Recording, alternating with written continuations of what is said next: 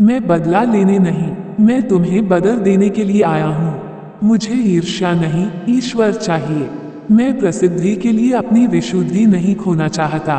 मैं सर्वयोगी बनने के लिए योगी बना हूँ। मेरी भावना है, जो मेरे साथ एक मील चलेगा, मैं उसके साथ मंजिल तक जाना चाहता हूँ। मैं शल्य में नहीं, वात्सल्य में जीना चाहता हूँ। मैं हर काम आऊँ यह जरूरी नहीं, मैं हर एक के काम आऊँ ऐसी मेरी भावना है।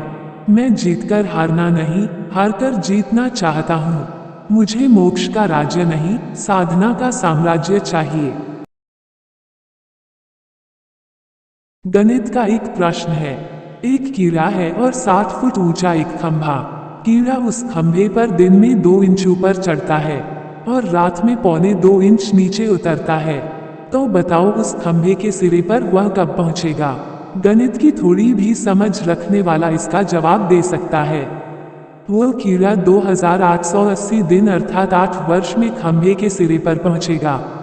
आप कहेंगे इतनी मंद गति से, पर इसमें आश्चर्य की कोई बात नहीं है। धर्म के विषय में हमारी इससे भी मंद गति है। धर्म के 60 फुट ऊंचे खंभे पर 8 साल तो क्या 60 साल में भी नहीं पहुंच पाते।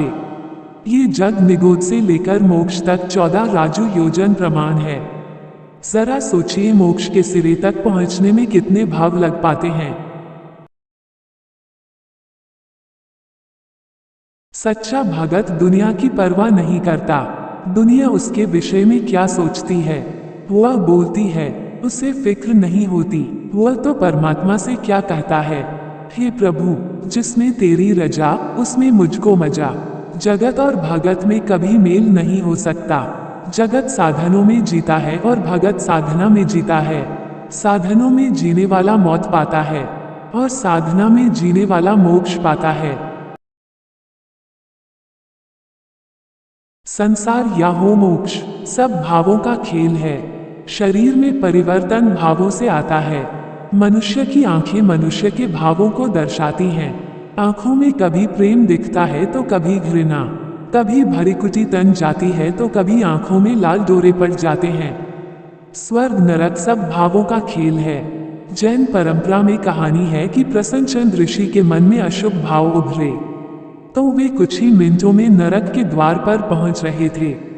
पर कुछ ही मिनटों में उन्होंने अशुभ विचारों को झटक कर अलग कर दिया और वे शुद्ध विचारों से जुड़े तो स्वर्ग भी लांघकर मोक्ष जा पहुंचे। संत ने एक व्यक्ति से समय पूछा।